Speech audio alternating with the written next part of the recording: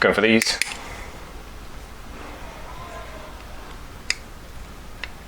What I do is I do a bit of a curve, not always that much, and then put it on there. Just put the stone on top, and I've got a bit of experience because that is just about right. But yeah, you want to constantly be picking up your stone and testing it on the metalwork you're creating.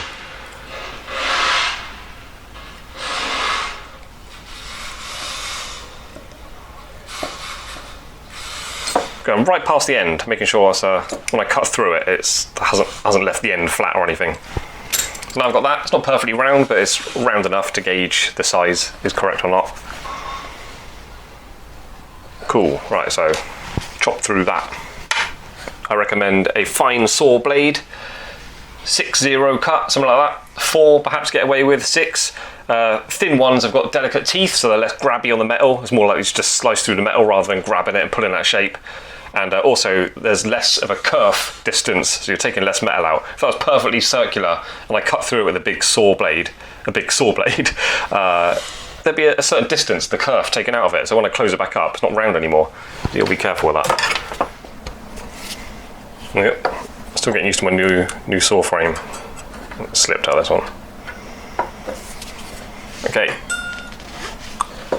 pinching that together with parallel pliers, and then carefully chop through it.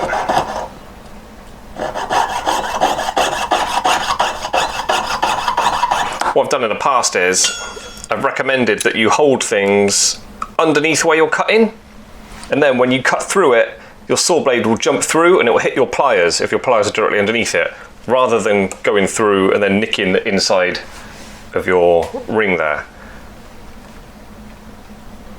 Another thing you can do is just hold it at a certain position where it's going to go through and your blade's just going to hit that. If you hold it level with it. I don't know. Anyway, just consider, there you go, like that. A little bit of a safety net hitting that rather than going straight through, banging the inside opposite edge of your ring.